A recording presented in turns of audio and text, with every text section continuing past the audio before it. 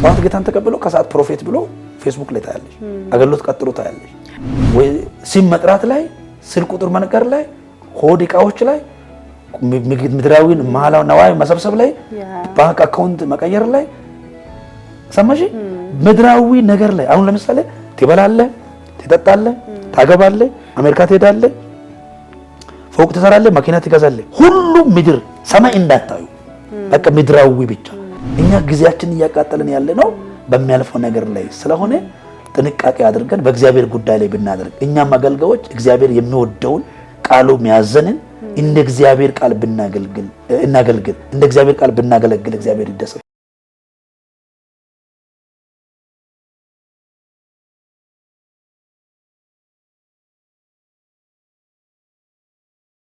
የጌታ ጸጋና አብሮነት ከሁላችሁ ጋር ይሁን። ተመልካቾቻችን እንግዲህ ከፓስተር ጋር ባለፈው እግዚአብሔር ወዳየለን ለመድረስ በሚል ሐሳብ ቆይታ አድርገን ነበር። ዛሬ ደግሞ ሁለተኛው መጽሐፍ ዳሰሳ እናደርጋለን ማለት ነው። ክርስትና ክርስቶስን መምሰል ወይስ ማስመሰል የሚል ነው። እንግዲህ ትንሽ የሚያከራክርና ለማንበብ የሚገፋፋ መጽሐፍ ሆኖ አግኝቼዋለሁ ማለት ነው። ምናልባት አንዳንድ ጊዜ ክርስቶስን ማስመሰል ይቻላል ወይ የሚል ጥያቄም የሚያስነሳ ነው ብዬ አስባለሁኝ ማለት ነው። ከርዕስ አመራረጥ በመነሳትና ሰው ክርስቶስን ለመምሰል ነው የተጠራውና ማስመሰል እንዴት ነው ይቻላል ወይ ዝም ይለናል ወይ ጌታስ? ያው እኔ አሁን በጣም የሚገርምሽ ደቡብ አፍሪካ አሁን ሁለት ቸርቾች ላይ መጋቢ ሆኜ ለዓመታት ሰርቻለሁ። አሁን ሶስተኛ ቸርች ላይ እንዲሁ መጋቢ ለመሆን ይመለሳለሁና ያው ቸርች ውስጥ ያሉ ስራዎች ላይ ነው የተወሰነ ዓመታት 2 ዓመት 3 ዓመት የሚሰራው እንጂ በቋሚነት የመስራት ፕላን የለንም። ሌላ ጋር ደግሞ መድረስ አለብኝ። ልክ ጳውሎስ ሮሜ ላይ ቆሮንቶስ ላይ 1 ዓመት 6 ወር ሮሜ ምንድነው ኤፌሶን ላይ 2 ዓመት እንደቆያ ሚዞናዊ ጉዞዎቹ ላይ ላይክ እንደዛ ሸክም ስለተሰማኝ ቸርቾች ውስጥ በዛው ወቅት ላይ በሚሰሩ ስትራክቸሮች ላይ ሰራለሁ። አንዱ ቦታ ሲሰራ ወደ ፑማላንጋ ይባላልና በዛ ቦታ አንድ ቸርች ውስጥ ሲሰራ ነው ይሄ ራይ የመጣው። አጠቃላይ በዓለማችን ላይም በደቡብ አፍሪካም በኢትዮጵያም ያለውን ክርስትና ሳይ ሪሰርችም እየሰራው ነበር። ዶክተሬቴን የሚመረቅበት ወቅትም ደርሶ ነበርና ዶክተሬቴን የተመረኩት እዛ ደቡብ አፍሪካ ነው። ሪሰርችም እየሰራው ጎን ለጎን ይመጣ ነበርና በክርስቲያን ህይወት በአጠገቤም በሩቅም ባሉ ሳይ ማስመሰል ይበዛል። ማሆን ሳይሆን ማስመሰል እንደ የኖርን ሳይሆን አሁን ክርስትና መኖር ማለት ክርስቶስን መምሰል ነው። የሚወደኝ ቢኖር መስቀሌን ተሸክሞ ይከተለኝ ነው። ግን ትውልዱ መስቀል ሲሸከም እናይ በአቋራጭ ለመባረክ ሄደውን ጥረት ማየት ያስፈልጋል። የእግዚአብሔርን ቀን ጠብቆ ሳይሆን በየትም እንደምንም አድርጎ እንደተሳካ አድርጎ ለማስመሰል ሄደውን ርቀት እናያለን። ይሄ ከኛ አይጠበቅም። ስለዚህ ማስመሰል እንዴት ይቻላል ብለሽ በእንትኑ የጠየቅሽው ለማስመሰል አልተጠረንም፣ ለመምሰል ነው የተጠረነው። ክርስትና ምንድነው ብለን ራሱ ብንጠይቅ ክርስቶስ ኖሮ ያለፈውን ህይወት መድገም ነው። ሌላ ብዙ ሩቅ መሄድ አያስፈልግም። ክርስቶስ ኖሮ ያለፈው ህይወት 4ቱም ወንጌላት ላይ ተጽፏል። እሱን እያነበብን መድገም፣ እንዴት ጸለየ፣ እንዴት አገለገለ፣ እንዴት አስተማረ በቂ ነገር አለ። ሌላ ማንንም እንትናችንን ላናደርግ እሱ ብቻውን በቂ ነው። ያን ለመድገም ብንጥር ክርስትናችን ህይወታችን ሁሉ ነገራችን ያድጋል። ግን አሁን የእንትናን ለማስመሰል ለመሸዋወድ ምናደርገው ነገር ያልሆነበትን መናገር በእውነት አለመገኘት አይደለም። ማስመሰል እኮ ይሄ ነው። በቅርባችን የምናውቃቸው በስመ አብ የምንላቸው ነገር ይሄ ነው ማስመሰል። የተጠራነው ለዛ አይደለም ለማምሰል ነውና ክርስቲያን ክርስቶስን ወደ ማምሰል ህይወት ብንመለስ ማስመሰል ቢቆም እግዚአብሔር በዛ ይከበራልና በዛ አንፃር ነውና እንግዲህ ይሄ መጽሐፍ 4 ምዕራፎች አሉት። አንደኛው ክርስቶስን ለማምሰል ማድረግ ያለብን ክርስቶስን ማንነት ማወቅ የሚል አለ። ሁለተኛ ሚዛናዊነት የጎደለው የዚህ ዘመን ክርስትና የሚለው አለ። ሶስተኛ የጸጋ ስጦታዎች አጠቃቀምና የዛሬ ቤተ ክርስቲያን የሚል አለ። በአራተኛ ደረጃ ደግሞ የመንፈስ ፍሬና የጸጋ ስጦታዎች አንድነትና ልዩነት የሚለውን ይሄ መጽሐፍ ደግሞ ሁለተኛ መጽሐፍ ይይዛልና እነዚህም ሐሳቦችን መጽሐፉን ሲታገኙ ገዝታችሁ በማንበብ ካልሆነ በእግዚአብሔር ቃል ላይ በመመርኮዝ ክርስቶስን በመምሰል ላይ ፎከስ ብናደርግ ትልቅ የእግዚአብሔርን በረከት እናገኛለን የሚል ሐሳብ አለ። ያ በእርግጥ የብዙዎቻችን ችግር ነው ብዬ አስባለሁ አይደለ እውነተኝነት ያ በጣም ከባድ ነው እንግዲህ እግዚአብሔር ይርዳን ይያለን በህይወት ደግሞ የተገለጠ ኑሮ የተገለጠ ክርስትናን ይዞ መሄድ ትልቅ እድል ነው እንደው ከዚህ ጋር ተያይዞ በተቀስከው ዘመናዊነትን ማንስተሃል ቤተክርስቲያን እንግዲህ ዘመናዊነት በራሱ ክፉ አይደለም ጥሩ ነው ቤተክርስቲያን ግን ወይም በዚህ ዘመን ደግሞ ያለን ክርስቲያኖች ወይም ቤተክርስቲያን ለሚቀጥለው ጄኔሬሽን ወንጌል እንዴት እናድርስ የሚለውን ነገር ስታስብ ቴክኖሎጂው ዘመኗል በዘመናው ቴክኖሎጂ መጠቀም ኃጢያት አይደለም ቤተክርስቲያን ግን እንዴት አድርጋ ከዘመናዊነት ጋር እንዴት አድርጋ ራሷን ማስኬድ አለባት እንዴት አድርጋ መሄድ መቻል አለባት የሚለውን ነገር እናነሳለን ማለት ነው በሁለተኛ ደረጃ ደግሞ እንደው ሚዛናዊነት የጎደለው ዘመናዊነት ወይም ደግሞ አሁን ሚዛናዊነት የጎደለው ዘመናዊነትን አጠቃቀም ካለ ቤተክርስቲያን ውስጥ ምን አይነት ነው ወሏታል ወይ ማለት እንችላለን ወይ አሁን ቤተክርስቲያን ጥሩ ሐሳብ ነው እታችን ሰብላ ጌታ ይባርክሽ ምዕራፍ 2 ነው የጠየቅሽኝ እንግዲህ ከግዚያችን መንጻር ምዕራፍ 2 ላይ ሚዛናዊነት የጎደለው የዚህ ዘመን ክርስትና የሚለው ነው ባላንስ ያጣ ነገር ማለት ነው ባላንስ ብናደርግ አሁን ለምሳሌ ዘመናዊነት ክፋት የለውም አሁን ድሮ ወንጌል ሰው አንድ ቦታ እና ዶክተር ላምቤ ክርስትና ወደ ኢትዮጵያ ገና ሲያስገቡ ከዚህ ወደ ደቡብ በመሄድ ከዛ ወደ አንድ ቦታ ላይ በመቀመጥ ሕክምና እንደሚሰጡ ሰዎች በመሰል ጥቂት ሰዎችን በመያዝ ከዛ ብዙም ሰዎቹ ገጠር ሰዎች አይረዱም ብር በመስጣት ሕክምና ነፃ በመስጣት ከዛ ይሄን ነገር በመነገር ገናም ብዙ በማይረዱ ሁኔታ ነበር ኢትዮጵያ በቀላሉ እኛ ባነበብነው ታሪክ ማለት ነውና ወንጌልን ያሰራጩት አሁንስ በዓለም ሁሉ ላይ ላለው ህዝብ አንድ ቦታ ተቀምጠሽ ወንጌል ትሰብካለሽ ክርስቶስን ትናገራለሽ ልብሽ ላይ ያለውን ራእይ ሩቅ ሳትጂ ድሮ እንግዲህ ፕሮግራም ሲያዝ መድረክ ሲታገኝ ነው አሁን መድረክ እዚህ ቁጭ ብለን ዓለም ላይ እናደርሳለን ቴክኖሎጂ ትልቅ ጥቅም አለው ለወንጌል አገልግሎት ጌታ ኢየሱስ ሲናገር እኔ ከኔ የበለጠውን ታደርጋላችሁ አላቸው አይደለ ይሄ ነው ጌታ ኢየሱስ እየሄዳ ነው ያገለገለው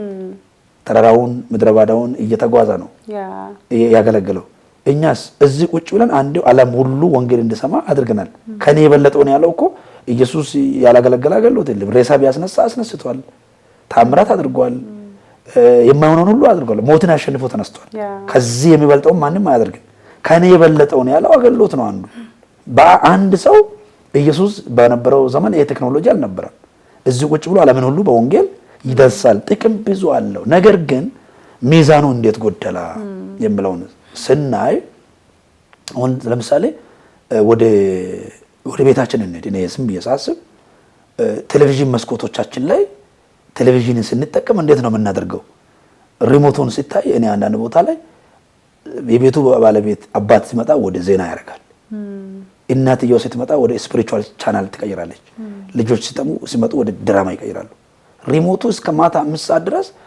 ቴክኖሎጂ እንትኑ በዚህ ላይ ደግሞ ቲክቶክ አለ ፌስቡክ አለ ሰው በቃ እርስ በርስ ራሱ እንኳን የሚጸልየው ሰዓት የእግዚአብሔርን ቃል የሚያነበው ቴሌቪዥን ያያል ይቀይራል እዚህ ይቀይራል እዚህ እርስ በርስም አያወራም ከዛ በኋላ 5 ሰዓት 6 ሰዓት እየተንገዳገዳ ነው ወደ ክፍሉ የሚገባው የሚጸልየው ሰዓት የለም የእግዚአብሔርን ቃል የሚያነበው ሰዓት የለም ሰው ምን ሆኗል ኦሬዲ ኮንፊውዝድ ሆኗል በቴክኖሎጂ ይሄን ቴክኖሎጂ እንኳን ምን ማድረግ አለ በስልካችንም ቢሆን በዩቲዩብ ቢሆን በቴሌቪዥን ቢሆን ምን ወያይበት ቢሆን እስከ ቤታችን በትንሹ ቤታችን ያለውን ብናይ ማለት ነው በግላችን ስናይ ኢቭን ይሄን ስልክ ስንይዝ መጽሐፍ ቅዱስን ሳንይዝ ቤተክርስቲያን እንገባለን ኢትስ ኦኬ ግን ሰዎች መጽሐፍ ቅዱስን ሳይዙ ቤተክርስቲያን ስልክ ይዞ ሲገቡ መጽሐፍ ቅዱስን ማንበብ ትቶ ስልክ ቁጭ ብለው ፌስቡካቸውንና ቲክቶካቸውን የሚጎረጉሩ ሰዎች አሉ አየሽ ጥቅም አለው ጉዳት አለው መጽሐፉን ብቻ አንብበን ሌላ ነገር ማን አድርግ ቢሆን ኢትስ ኦኬ ጠቅሞናል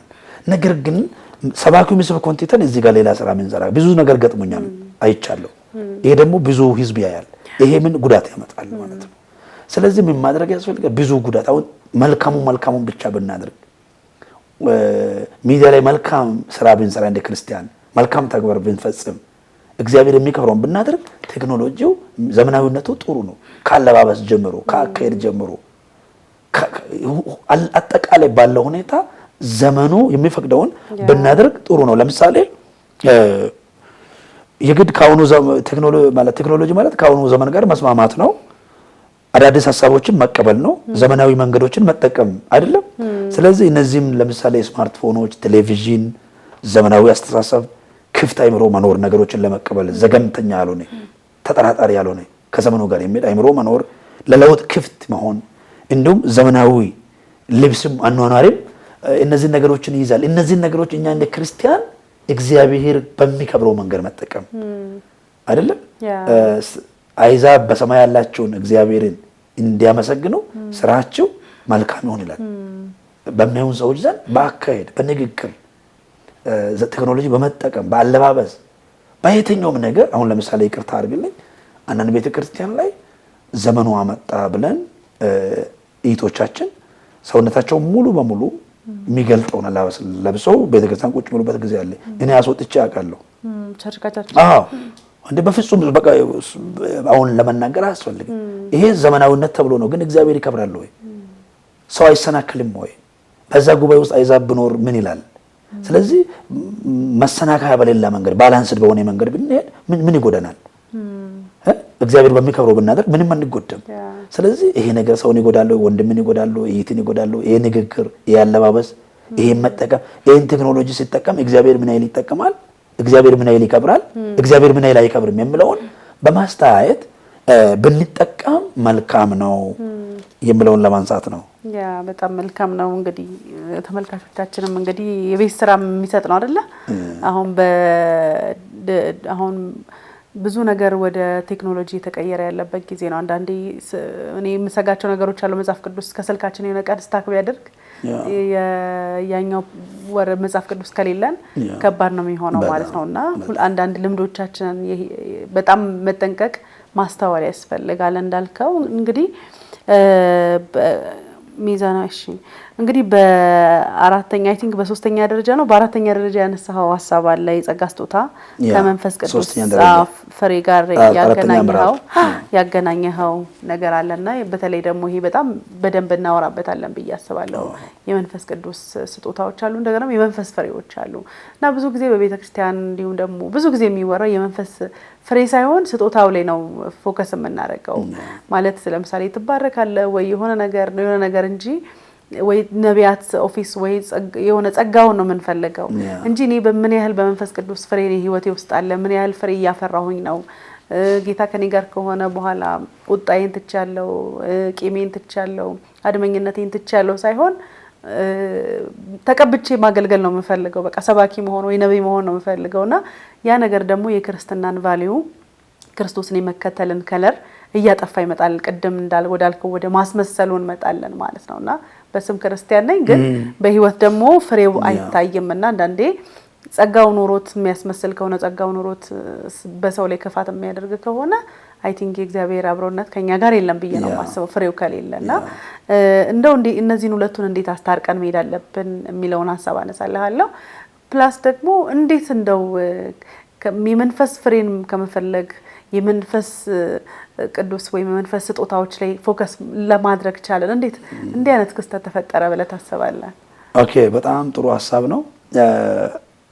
ጀነራላይዝድ እያደረገን እየሄድን ነውና ክርስትና ክርስቶስን መምሰል ወይስ ማስመሰል የሚለውን ሲያነሳ ክርስትና መሰረት ነው። ቴክኖሎጂ ደግሞ መሳሪያ ነው። መሳሪያ ሊበላሽ ይችላል፣ መሰረት ግን አይበላሽም። መሰረቱን በመሳሪያ ምክንያት ላለማበላሻት መሰረቱ ላይ ፎከስ እያደረግን በምንሄድበት ጊዜ እግዚአብሔር ለቤተ ክርስቲያን ልዩ ልዩ ጸጋ ስጦታዎችን ሰጥቷል።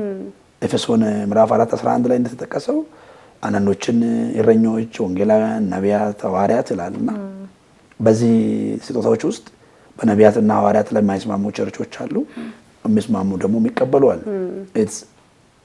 የነሱ አመለካከት ነው። ግን እኔ ምንድነው የምለው ዛሬ ግርግሩን ሲታይ ሰው ፎከስ ያደረገው በቤተክርስቲያን ፎከስ ያደረገችው በስጦታው ላይ ነው። አንዱ ሰባኪ ብቻ 5 አይነት ኦፊስ ወይም ጸጋ ስጦታዎች አለኝ ይላል። እሱም ነብይ ነው፣ እሱም ገንዘብ ያዥ ነው፣ አስፈላጊ ነው ስጦታ ባይሆንም እሱም አስተማሪ ነው፣ እሱም መጋቢ ነው፣ እሱም ሐዋርያ ነው። ጠቅላላ አድርጎ ይዟል። እሱ ብቻውን ታያለሽና ደቀ መዝሙር አለ ወይ ወንጌላዊ አያስፈልግም እዛ ቸርች ወይ ነቢይ ሌላ አያስፈልግም ወይ አይዶን በቃ የለም። ግን ምንድነው ረሃቡ ለምንድን ነው እንደዚህ የሆነው? በዚህ ወይ ይሄ ጸጋ ስጦታ ማይራግ አይደለም፣ ፓስተር ማይራግ አይደለም፣ ያገሎት ስም ነው። ግዛቸው ቢትም ፓስተር ግዛቸው ቢትም የሚያመጣው እንትን የለም። ግን የሚሰራው ስራዬን ወይ ጸጋ ስጦታውን ሊያሳይ እንጂ የኔ ማይራግ ስም አይደለም። ማይራግ ስም ማለት ወይ ዶክተር ተምሮ ወይ ሆነ ነገር ቢት ነው። ሰው አሁን እንደማይረግ አድርጎ ራሱን አረከም። ደግሞ አይተሽ እንደሆነ እኔ ድሮ ወንጌላዊ የሚባል ስጦታ ጸጋ ስጦታ አለ፣ ሰው ይጠራል። አሁን አይጠራም። ወንጌላዊ ሲባል ራሱ ዛሬ ወንጌላዊ እንትና ጋር ሲባል ሰው ጉባኤ ውስጥ ይንሾካሾካሉ። አገልጋይ ወንጌላዊ ግን ኢየሱስ ክርስቶስ ወንጌላዊ ነው። ሐዋርያቶች ወንጌላዊ፣ ሉቃስ ወንጌላዊ ነው፣ ማርቆስ ወንጌላዊ ነው። የክርስቶስ አይን ምስክር ናቸው ሐዋርያት ይሆኑ እንጂ የማርቆስ ወንጌል ነው ማለት የዮሐንስ ወንጌል የማቴዎስ ወንጌል ነው ማለት እና ይመስለኛል አንድ ወቅት ላይ ተፈላጊ ዘማሪ ነበር። ኢንካም ያስገኛል፣ ሲሙም ቶሎ ይወጣል። ከዛ ደግሞ አንድ ወቅት ላይ ፓስተር ተፈላጊ ሆነ። ፓስተር ምለው ሹመት ማይፈልገውም ፓስተር መሆን ይፈልጋል። ቀጥሎ ደግሞ ነቢይ የምለው ነገር ደግሞ ጥሩ ሆነ። እኔ ይመስለኛል ስጦታው ራሱ እግዚአብሔር ሰጥቶ ጥሪ ኖሮት ስንቱ ነው ጥሪ ኖሮት እንደዚህ የተጠራው። አሁን አይተሽ እንደሆነ አባቶች ተሰብስበው ጊዜው ደርሶ ታምሮ ማለፍ የሚገባውን ጊዜ አልፎ አይደለም። ጠዋት ጌታን ተቀብሎ ከሰዓት ፕሮፌት ብሎ ፌስቡክ ላይ ታያለሽ፣ አገልግሎት ቀጥሎ ታያለሽ። ምንም ሳያውቅ ለእነት ሳይማር ሳይጠመቅ። ይሄ ግርግር ከምን የተነሳ ነው? ሰው ለምን ክርስቲያን መረጋጋት ያስፈልጋል። እግዚአብሔር በሚያሳልፈው ኢየሱስ ክርስቶስ አምላክ እኮ ነው። ለ30 ዓመት የአይሁዶችን ወግ ጠብቆ ለአገልግሎት አይወጣም ነበር። በሃይማኖት መሪዎች እግር ስር ቀኑን ይጠብቅ ነበር። ለ30 ዓመት ያገለገለው 3 ዓመት ተኩል ነው። የቆየው ግን 30 ዓመት ነው። ለምን መጠበቅን አንማርም? በ3 ዓመት ተኩል አገልግሎት 30 ዓመት ማንም ካገለገለው አገልግሎት ከ30 ሺህ ዓመት በላይ አገልግሎት አገልግሏል። ጥቂት ጊዜ ላይ ብዙ የሚሰራ እግዚአብሔር በእኛ ላይ ያለ ለምን አንጠብቅም? ለምን ጊዜን እግዚአብሔር የሰጠኝ ስጦታ ነው ወይ በእኔ ላይ ያለው ወይስ እኔ ፈልጌ የተጠራውበት እግዚአብሔር ነው የጠራው ወይስ ራሴ? እዚህ ጋር አሁን ኮንፊውዥን የሚፈጥረው ብዙ ነገር ስላለ ጸጋ ስጦታዎች ላይ ያለው ነገር ሰው አጠቃቀሙን አላወቀም። ፎከስ የሚያደርገው አሁን ለምሳሌ በዚህ ዘመን ትንቢት ላይ ነው ፎከስ የሚደረገው። አገልግሎት ሁሉ ትንቢት ቢሆን ብሎ ነው ሰው የሚያምነው። ትንቢቱም ደግሞ ፎከስ የሚያደርገው በአካል ብልቶች ላይ ነው ወይ ሲም መጥራት ላይ፣ ስልክ ቁጥር መንቀር ላይ፣ ሆድ ዕቃዎች ላይ፣ ምድራዊን ማላው ነዋይ መሰብሰብ ላይ፣ ባንክ አካውንት መቀየር ላይ ሰማሽ?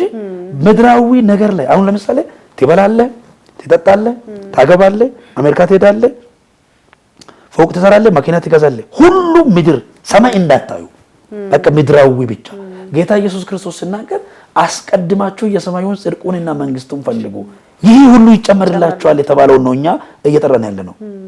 ስለዚህ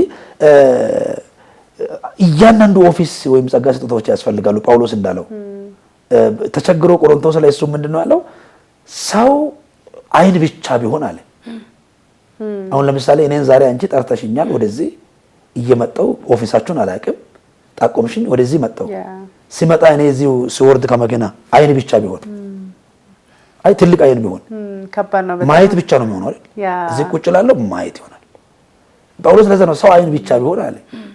ሰው እጅ ብቻ ቢሆንስ መጨበጥ ብቻ ነው የሚሆነው። ሰው ጆሮ ብቻ ቢሆንስ መስማት። ስለዚህ አገልግሎት ነብይ ብቻ ከሆነ ዝም ብሎ ትንቢት መናገር ብቻ ነው የሚሆነው። አስተማሪ ያስፈልጋል። ጆሮ፣ አይን፣ እግር፣ እጅ እንደሚያስፈልግ ሁሉም ጸጋ ስጦታ በእኩል አንድም ከአንድም አይበልጥም፣ አንድም ከአንድም አያንስም። ጸጋ ስጦታ እኩል ነው። የተኛውም ጸጋ ስጦታ ብዙ ጸጋ ስጦታዎች እግዚአብሔር የሰጣቸዋል። ስለዚህ ይሄን ክርስቲያኖች በማመን የሚበልጥ ጸጋ እንደሌለ የሚያንስ ጸጋ ስጦታም እንደሌለ በማመን የእግዚአብሔር እኔ አሁን የጸጋ ስጦታዎችና በመንፈስ ፍሬ መካከል ያለው ልዩነት ያልኩት የእግዚአብሔር የልቡ ደስታ በዛ ጸጋ ስጦታ በመናፈራው ፍሬ እንጂ በጸጋ ስጦታ አይደለም። እሱ ነፃ የሰጣ ጸጋ ነው። ጸጋ ስጦታ እሱ ከኛ የሚፈልገው በዛ ጸጋ ስጦታ ያፈራነውን ፍሬ ነው።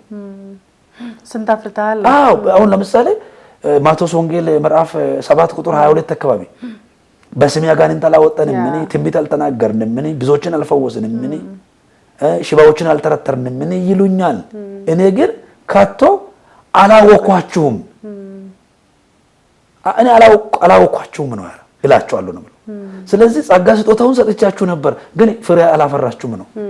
ስለዚህ እኔ ነቢይ ነኝ፣ እኔ ሐዋርያ ነኝ፣ እኔ ፓስተር ነኝ ሳይሆን ፓስተር በሆንኩት ጸጋ ስጦታ ፍሬ አለኝ ወይ? ህዝቡ ፍሬ እንዲያፈራ እያደረግኩ ነው ወይ? ትጋት መኖር ያለበት። ስለዚህ በገላትያ ምዕራፍ 5 ላይ የተገለጡ ፍሬዎች አሉ። የመንፈስ ፍሬ ፍቅር አለ ወይ? ቸርነት አለ ወይ? በጎነት አለ ወይ? ራስን መግዛት አለ ወይ? እነዚህ ነገሮች ምናፈራ ከሆነ ፍሬ ምናሳይ ከሆነ በአገልግሎታችን ያ የሚገለጥ ከሆነ ጸጋ ስጦታችን ውጤታማ እየሆነ ነው። ይሄ የማይሆን ከሆነ ይሄ የማንፈጽም ከሆነ እንደነዛ ከቶ አላወኳችሁም እንደተባሉት እንዳንሆን ቆም ብለን ራሳችንን በማሰብ ጸጋ ስጦታ ካለ ጥሩ ነው፣ ለህዝብ በረከት ነው፣ ለክርስቲያን በረከት ነው። ግን ፍሬ አለ ወይ? ህዝባችን በእኛ ጸጋ እያፈራ ነው ፍሬ? እኛስ ፍሬ አለን ወይ የሚለውን ቆም ብለን ብናስብ ከማስመሰል መንፈስ እንቆጠባለን፣ ወደ መምሰል ህይወትም ውስጥ እንገባለን የሚለውን ሐሳብ ያው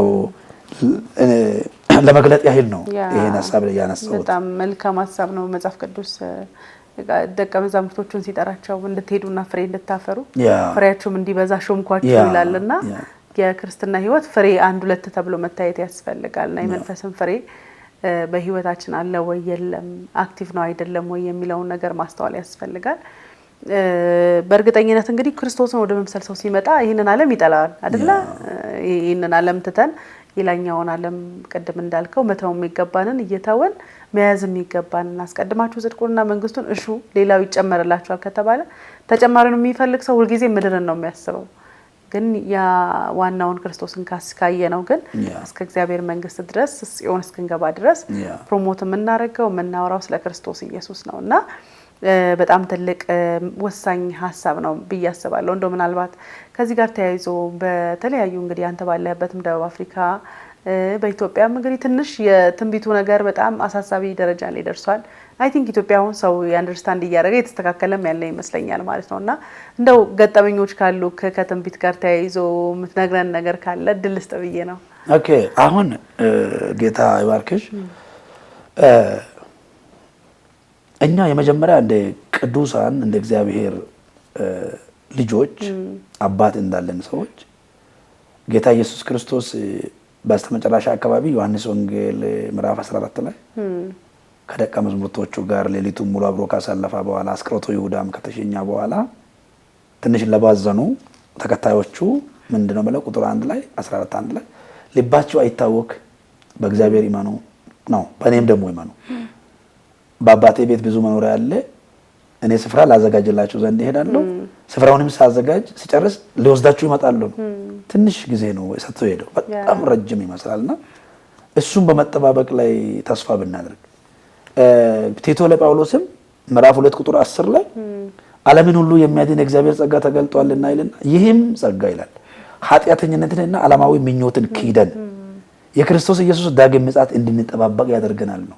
ዋናው የእግዚአብሔር ጸጋ ዓላማው ክርስቶስን ምጽአት እንድንጠባበቅ ነው የሚያደርገው። ዛሬ አሁን ቤተክርስቲያን ላይ ይሄ እግዚአብሔርን በእውነተኛ መንፈስ የሚያገለግሉ አገልጋዮች አሉ፣ ንጹህ አገልጋዮች አሉ፣ ለጥቅማቸው የማይኖሩ አሉ፣ ለዝና የማይኖሩ አሉ። ግን ሌሎቹ ደግሞ ይታወቃሉ፣ ሁሉም ያውቃቸዋል። ስለዚህ ሰው ከእንደዚህ አይነት ጊዜ ከማቃጠልና ከመሸወድም ከማስመሰልም ወጥቶ እውነተኛ እግዚአብሔር ሲሰራ እኮ ባይዘው አጋንንትን ማስጮህ የአንድ አገልጋይ ጸጋ ስጦታ አይደለም። ለክርስቲያን ሁሉ የተሰጣ ያመኑትን እነዚህ ምልክቶች ይከተላቸዋል። ጸጋ አጋንንትን ማስጮህን ዳቦ መብያ አድርጎ በየሳምንቱ አጋንንት እያስጮሁ ይሄ ጸጋ ስጦታ አይደለም። እያንዳንዱ ክርስቲያን አጋንንትን ማስጮህ ይችላል። የተለያዩ ድራማ መስራት የለበትም። በዚህ ጸጋ እናገለግላለን ሁላችንም። ነገር ግን ኳሊፋይድ ወደ እግዚአብሔር ቃል መመለስ ያስፈልጋል። አሁን ያን ዝብርክርክ ውስጥ እኔ ከገባው ብዙ ነገሮችን ስለሚያወጣ በዚህ ሚዲያ ላይ እውነት ማውራት አልፈልግም። በዚህ መጽሐፍ ውስጥ ግን የጻፍኳቸው ነገሮች አሉ እና አንድ ምሳሌ መጠቀም የምፈልገው በእኛ ሀገር በ97 ዓመተ ምህረት አንድ ሰውዬ ስሙን አልጠቅስምና የመጀመሪያ ቀፎ ገዛ የምን ቀፎ? ሞባይል ቀፎ። የሞባይል ቀፎ ትንሽ የሞባይል ቀፎ ነው 97 የነበረችው ጭንቅላቷ ወፈር ያለ ሞተሬላ ናት። አዎ እሷ ጥጥጥ የምትለው እሷን ገዛ ገጠር ውስጥ። እኛ ቤተክርስቲያን ቃለ ሕይወት ነው የቃለ ሕይወት ቤተክርስቲያን መሪዎችና አገልጋዮች ማታ ሄደን መረቅ ነው ስልኩን ቀፎዋን የመጀመሪያ ነው እና በቃ እንኳን ቡና ተፈልቶልን ምናምን ቆሎ ተዘጋጅቶ አቀባበል አድርጎ ቀፎዋ የሆነች ነገር ላይ ቁጭ ብላለች። በቃ እሷን እያየን አቤት እየተገረምን። ባለሀብት ነው ሰውየው እዛ ያው ነጋዴ ነበር እና ገና ሲም ካርድ አልገዛም ኔትወርክም አልተለቀቀም አካባቢያችን ላይ ቀፎ ብቻ ነኝ። ከዛ ሁለት ሰው አመሰገነ እግዚአብሔር ለዚህ ቀፎ ወንጌላዊና አንድ መሪ። ጠዋት ደግሞ ማታ ማሄድ ስለማይቻል እናቶች ነጠራቸውን እየሸረጡ ይልል እያሉ የነጋዴውን ቅጥር ግቢ ያደመቁ በግር እንኳን ሚስቱን ሰላም እሱን ልጆቹን ይልል እያሉ። ከዛ ሰውየውም ሰዎቹን አይቶ ከ15 ቀን በኋላ 50 ኪሎ ጤፍ አስፈጭቶ 3 ድንኳን ደጁ ላይ ደቁኖ ቀፎውን አስመረቀ። የምርቃት ፕሮግራም አዘጋጃ። አንድ ሰባኪ ጋበዛ፣ አንድ ዘማሪ ጋበዛ። ቀፎ በትልቅ ጠረጴዛ ላይ ወጥቶ ሰው ሁሉ ስብከት አያዩ ቀፎን ይጠቃቀሳል። አቤት እያለ ባዶ ቀፎ ኔትወርክ የሌላ ቀፎ ሲም ካርድ የሌላ ቀፎ ቢኖርስ? የዕለቱ ሰባኪ ምን ብሎ ቢሰብክ ጥሩ ነው? የስብከቴ ርዕስ ይመጣላችኋል የሚል ነው አለ። ምን ቀፎ ታያዝ ውስጥ ይመጣልያል። ምን ቀፎ ይመጣልያል። ቀፎ ጉባኤ ቀፎ በቀፎ ነው ቀረ። ስብከቱ የቀፎ ትንቢቱ የዕለቱ የቀፎ ቀፎ ነው። ስለዚህ ያን ዘመን በዚህ መጽሐፍ ላይ አለ። ይሄ ምሳሌ በመጀመሪያ መጽሐፍ ላይ መጠኑ ይለያይ እንጂ ዛሬም ትውልዱ እየጮኸ ያለው ለቀፎ ነው። ፎቅ ቀፎ ነው። መኪና ቀፎ ነው። ውጭ ዓለማት መዞር ቀፎ ተራ ነገር ነው። ከሰማይ በታች የሚታየው ነገር ሁሉን ያየው ሰለሞን ምን አለ? ከሰማይ በታች ከምድር በላይ ያለው ነገር ሁሉ ከንቱ ነው ብሏል። ስለዚህ ማስቀደም፣ መጨነቅ፣ መጣበቅ ትንቢቱን ለዛ ማድረግ የለብንም። ትንቢት የተሰጠን ቤተክርስቲያን እንድትታነጽ ትውልድ ክርስቶስን እንዲመስል ወደ ቃሉ እንዲመለስ ነቢያቶች 17ቱንም የብሉይ ኪዳን ስንመለከት እነሱ እግዚአብሔርና ሕዝቡን የሚያስታርቁ ናቸው በትንቢታቸው። አዎ ለሰው መልእክት ያመጣሉ፣ ለተቸገሩ መልእክት ያመጣሉ። ግን ፎከስ ያደረጉት ዋናው ጉዳይ በእግዚአብሔር ጉዳይ ላይ ነው። ሐዋርያቶች አዲስ ኪዳን ላይ ያሉትን እስቲ እናንብብ። የዚህ ዘመንን አገልጋዮች የኛንም ሕይወት ከዚህ ጋር ብናስታይ ምን ይመስላል? እኛ ጊዜያችንን እያቃጠልን ያለ ነው በሚያልፈው ነገር ላይ ስለሆነ ጥንቃቄ አድርገን በእግዚአብሔር ጉዳይ ላይ ብናደርግ እኛም አገልጋዮች እግዚአብሔር የሚወደውን ቃሉ የሚያዘንን እንደ እግዚአብሔር ቃል እናገልግል እንደ እግዚአብሔር ቃል ብናገለግል እግዚአብሔር ይደሰታልና ህዝቡም አገልጋዮችም ወደ እግዚአብሔር ቃል እንመለስ፣ ወደ ክርስቶስን ወደ ማምሰል ህይወት እንመለስ። እግዚአብሔር የሚደሰትበትን ህይወት እንለማመድ። ማንንም ፎከስ አድርገን ሳይሆን እግዚአብሔርን ፎከስ አድርገን እንድንጓዝ ጥሬን አሳስባለሁ። እግዚአብሔር ይባርካችሁ። በጣም ጥሩ ቆይታ ነው ያደረግነው። ፓስተር ጌታ ኢየሱስ ክርስቶስ ይባርክ። ወደ ዋናው እንድንመለከት መጽሐፍ ቅዱስ ሲናገር ጌታ ኢየሱስ ክርስቶስ እኔ የዓለም ብርሃን ነኝ ይላል እና የሚያምንብኝ ቢኖር የሚከተለኝ ቢኖር የህይወት ብርሃን ይሆንለታል፣ በጨለማ የህይወት ብርሃን ይሆንለታል እንጂ በጨለማ አይመላለስም ይላል ማለት ነውና ደቀ መዛሙርቶቹ ፕሮሞት ያደረጉት ይህንን ብርሃን ነው፣ ይህንን ህይወት ነው እና እኛ ጋር የደረሰው ህይወት ይሄ ነው። ይህንን ህይወት ይዘን ስንሄድ ግን ሌላ የሚጨመረው ነገር ብርቃችን አይሆንም ማለት ነው። ቀደም እንዳልከው እንደሰጣን ምሳሌ ሰው ቀፎ ላይ ፎከስ ያደረገው ዩኒክ ስለሆነ ነው እና ስብከቶቻችን ማቴሪያል ላይ ከሆነ ያን ማቴሪያል ስናገኝ ሌላ ማቴሪያል እንፈልጋለን። የሰው ምኞቱ ከምኞት አይጎርልም የሰው ህይወት ማለት ነው። ግን ክርስቶስ ላይ የተመሰረተ ከሆነ ስብከቶቻችን፣ ኑሯችን፣ ህይወታችንም እሱን ነው ፕሮሞት የሚያደርገውና ተመልካቾቻችን እናንተም ገስታችሁ እንድታነቡ እንድትባረኩ እንግዲህ ክርስቶስን በመምሰል ህይወት ለማደግ የሚያስፈልጉን መሰረታዊ ሀሳቦች ስለተጻፉበት እንድትገዙ ጠይቃችኋለሁ። በመጨረሻ ፓስተር የምታስተላልፈው መልእክት እንግዲህ ቅድም በደንብ አልጠቀስኩኝም። ዶክተር ነህ እንግዲህ በተለያዩ ስፍራዎች ጌታን ታገለግላለህ። በጣም እኔ ከገረመኝ ነገር ከቀረጻ በፊት ስናወራ ነበረ እና በኮሊንግ ነው ቤተክርስቲያን የምትሄደው። ስራ መስራት ያለብን ሰርተ ከዛ አጠናቀ ደግሞ ወደ ሌላ ቤተክርስቲያን ነው ሽፍት የምታደርገው ማለት ነው እና ምናልባት ይህንንም ደግሞ ሌሎች ፓስተሮችም እንዴት መከተል አለባቸው። አንዳንዴ የሆነ ቦታ ጨርሰን ረጅም ጊዜ እንቆያለን እዛ ቦታ ስራ ከሌለን መሰንበትም የለብንም እና ስራ ያለበት ሰው ግን ቶሎ ቶሎ ሰርቶ ወደ ሌላኛው ኃላፊነት ይሄዳልና ይሄንም ኤክስፒሪየንስን ሼር አድርገን በመጨረሻ ማስተላለፍ የምትፈልገው መልእክት ካለ መልእክትን አድርሰን እንለያያለን ማለት ነው። ኦኬ ያው ጌታ ይባርክሽ። አሁን እኔ የሚሰራው በልቤ ላይ እግዚአብሔር እንዳስቀመጠው ነው። ሌሎቹ ያው ለምሳሌ እነ ጳውሎስ ዘመን ጳውሎስ ከ1 እስከ 3 ሚስዮናዊ ጉዞ ወጥቷል። ከበርናባስ ጋር ከስላስ ጋር ከሌሎችም ሰዎች ጋር ከነ ሉቃስ ከነ ጢሞቴዎስ ሌሎችም ተቀላቅለዋል መንገድ ላይ ብዙ ሰዎችና እሱ ግን 2 ዓመት 1 ዓመት ተኩል 1 ዓመት እየቆየ አገልግሏል። ስለዚህ እኔ ደግሞ በአንድ ቸርች ውስጥ እንድቆይ እግዚአብሔር የፈቀደውን ጊዜና እግዚአብሔር በእኔ የሚሰራውን እንትን ስል ሌላ ጋር ደግሞ መድረስ ስላለብኝ ያ ሸክም ስለሰጠኝ ሰዎቹም ፍላጎት ስላለኝ ነው። በዛ ዘመን ጳውሎስ ዘመን ሌሎቹ ቸርች ውስጥ ይሰሩ ነበርና ሌሎችም ደግሞ እንደ እግዚአብሔር ልባቸው ላይ እንደሞላ ቆይቶ ሊሰሩ ይችላሉ እና ከዛ አንፃር ከሸክም አንፃር እግዚአብሔር ልብ ላይ እንዳስቀመጠው ነው። ሌላ እኔ እንደ መጨረሻ መናገር የምፈልገው እነዚህ መጽሐፎችን አሁን ሁለቱም ተያያዥነት አላቸው። እግዚአብሔር ወዳየልን ለመድረስ የሚለው እግዚአብሔር ወዳየልን እየሄድን ነው ወይ? እግዚአብሔር ያየውን ነው እያየን ያለ ነው? እኛ ራሳችን የምንፈልገውን ነው? እግዚአብሔር ያየውን ቃሉ የሚለውን የእግዚአብሔርን ሐሳብ እያደረግን እንሄድ። እኔ የጻፍኩት 4 ምዕራፍ ነው። ይሄ እኔ ጊዜው ሁኔታው ስለማይፈቅድ ነው እንጂ ብዙ ነገር አለ እግዚአብሔር ወዳየልን ለመድረስ። ያን እያደረግን ቃሉን እያነበብን እንደ ቃሉ እየኖርን እግዚአብሔር ያየልን ምንድነው? በዚች ምድር ላይ 100 እጥፍ የተባለች ትንሽ ቆይታ ነው። ዋናው የክርስቶስ ምጽአት ያ ነው መዳረሻችን እዛ ነው። ስለዚህ ያን ለመድረስ የእግዚአብሔርን ሐሳብ እየፈጸምን እንድንሄድ ነው። ሌላው ክርስቶስን መምሰል ያስፈልጋል። ታግለን ወገኖቼ አሁን በምን ላይ ነው ቢዚ ሆን ነው? በእግዚአብሔር ጉዳይ ላይ ነው። ፕሮግራም ስናዘጋጅ፣ ኮንፈረንስ ስናዘጋጅ፣ እንግዳ ስንጋብዝ፣ ስንገለገል ውጥርጥር ያልነው ጉዳይ፣ ትንቅንቅ ያልነው ጉዳይ፣ ሸክም ሆነብን ጉዳይ የእግዚአብሔር መንግስት ጉዳይ ነው ወይስ ምድራዊ ጉዳይ ነው? ምን ይለና ያለ እግዚአብሔር ሐሳቡን ይናገረናል ወይ ነው? ምን ይለኛል ነው? ሴልፊሽ ነን ወይስ ለራሳችን ጉዳይ ነው ወይስ ለእግዚአብሔር ጉዳይ ነው? ስለዚህ እኔ የምለው ወደ እግዚአብሔር ጉዳይ እንመለስ። እግዚአብሔር ወደ ልቡ ወደ ነፍሱ ጫት እንመለስ።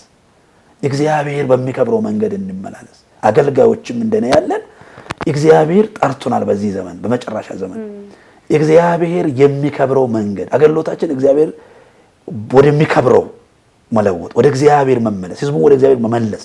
መጽሐፍ ሲናገር ዳንኤል ላይ ብዙ ሰዎችን ወደ ጽድቅ የሚመልሱ እንደ ከዋክብት ይደምቃሉ ይላል። ስለዚህ ህዝቡን በማነስ በመመለስ ህዝቡን በማገዝ በማጽናናት እግዚአብሔር ወዳየላቸው እንዲደርሱ ማጠንከር፣ ማስተማር፣ ማገልገል ያስፈልገናልና ሁላችንም ደግሞ የእውነትን ቃል በቀኝነት በመናገር የእውነትን ቃል በማስተማር የተፈተነውን ራሳችንን ለእግዚአብሔር ለማቅረብ መትጋት እንደሆነልን ጸሎቴም ነው። ያው እግዚአብሔር የሚፈልገውን ነገር ሁሉ ብያለሁ የሚል ድፍረት ባይኖረኝም ለአካሉ መታነጽ ሲባል የበኩሌን ድርሻ ተወጥቻለሁ የሚል ሐሳብ ይኖረኛልና እንግዲህ እናንተንም ይሄን እድል የሰጣችሁ እግዚአብሔር ይባርካችሁ። የተመለከታችሁ የሰማችሁ ባለም ያላችሁ ሁላችሁ እግዚአብሔር ይባርካችሁ። እንዲሁም ሚዲያውን እኛን በመቅረጽ ያገለግላችሁ እግዚአብሔር ዘመናችሁን ይባርክ። በጣም ተባረኩ እላችኋለሁ። እግዚአብሔር ይባርካችሁ። አሜን። ፓስተር እንግዲህ በጣም እናመሰግናለን። ፓስተር ዶክተር ገዛቸው ጌታ ኢየሱስ ክርስቶስ ይባርክ። ጥሩ ጊዜ ነው ያደረግነው። እንግዲህ በሚቀጥለው ስትመጣም ጥሩ ቆይታ እናደርጋለን ብዬ ተስፋ አደርጋለሁኝና እግዚአብሔር ደግሞ ካየልን ለመድረስ በመናደርግበት ጥረት ውስጥ እግዚአብሔር እንዲረዳን መልካም ምኞቴ ነው። እንደገና ደግሞ በዚህ መንገድ ውስጥ ደግሞ ክርስቶስን በመምሰል ማደግን ደግሞ ያስፈልጋል። ያንንም ደግሞ ልምድ ልናደርግ ያስፈልጋል። እግዚአብሔር ይባርክ። ስለ መጻፍቶች እንግዲህ ቲኬ ህንጻ ላይ በመገኘት መጻፍቶችን ማግኘት ትችላላችሁ። ሐሳብና አስተያየት ካላችሁ ደግሞ ስክሪኑ ላይ በምትመለከቱት ስልክ ቁጥር ልትደውሉልን ትችላላችሁ። አብራችሁን ቆይታ ስላደረጋችሁ ከልብ እናመሰግናለን። እንግዲህ በህይወታችሁ በዘመናችሁ እግዚአብሔር አይቶ እግዚአብሔር ካየላችሁ ለመድረስ በመታደርጉት ጥረት ሁሉ የእግዚአብሔር አብሮነት ከናንተ ጋር እንዲሆን እንመኛለን። በመትሮጡት በመትሄዱበት የህይወት ምዕራፍ ውስጥ ደግሞ ክርስቶስን እየመሰላችሁ የህይወት ምዕራፋችሁን እንድትቋጩ እንመኛለን። የጌታ ጸጋ አብሮነት ከሁላችሁ ጋር ይሁን። አብራችሁን ቆይታ ስላደረጋችሁ እናመሰግናለን። ተባረኩ።